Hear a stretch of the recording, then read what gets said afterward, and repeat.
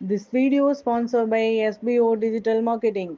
நீங்கள் work from home job opportunity பார்த்துட்டு இருக்கீங்களா? அப்போது SBO டிஜிட்டல் மார்க்கெட்டிங்கில் ஜாயின் பண்ணுங்கள்.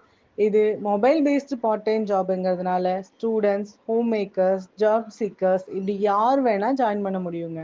இந்த ஜாபை செய்கிறதுக்குன்ட்டு ஃபிக்ஸட் ஹார்ஸ்லாம் எதுவும் கிடையாது. உங்களோட ஃப்ரீ டைமை நீங்கள் யூஸ் பண்ணி ஏர்ன் பண்ணுற வகையில் SBO டிஜிட்டல் மார்க்கெட்டிங் சிம்பிள் டாஸ்க்காக அமைச்சிருக்காங்க.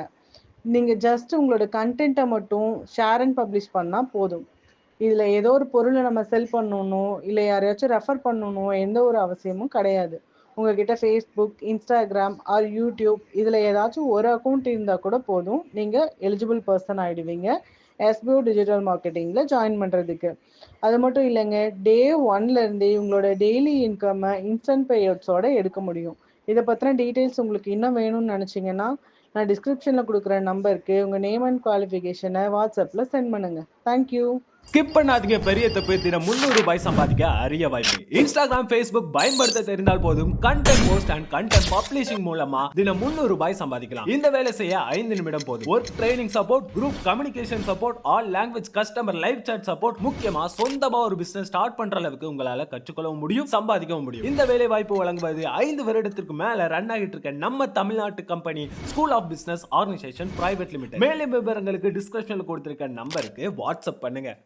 மகளை பெற்ற ஒவ்வொரு தந்தைக்கும், உன்னை பெற்றெடுத்த அன்று எனக்கு தந்தை எனும் வரம் கொடுத்தாய். உன் பிள்ளை வந்து கண்விழிக்க ஓர் நொடியில் கிழவனானேன். இது ஒரு வரம் மகளே, இது ஒரு வரம்.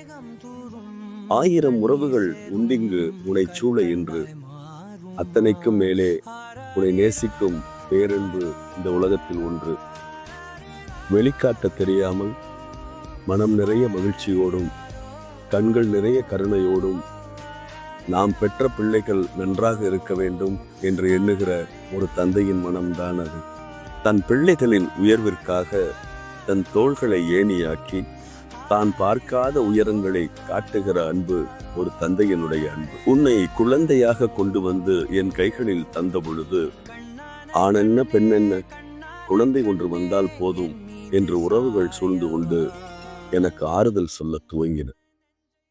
அன்றைக்கு ஒரு குட்டி மெத்தை வாங்குகிற அளவிற்கு உன் தகப்பனுக்கு இருந்த பொருளாதார சூழ்நிலை காரணமாக விரலுக்கேற்ற அளவு வீங்கி நிற்கும் மெத்தை தேடி பெருநகர வீதிகளில் கடை கடையாக ஏறி நின்றேன்.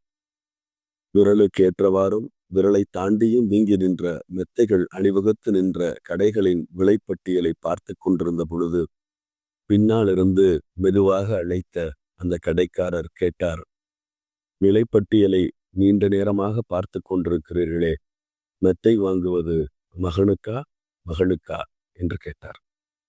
நான் என் நிலைமையை எடுத்துச் சொல்லி மகளுக்குத்தான் என்றேன். அவர் மெதுவாக சொன்னார், மகளுக்காக மெத்தை வாங்குகிற பொழுது விலையெல்லாம் பார்க்கக்கூடாது. காரணம் என்ன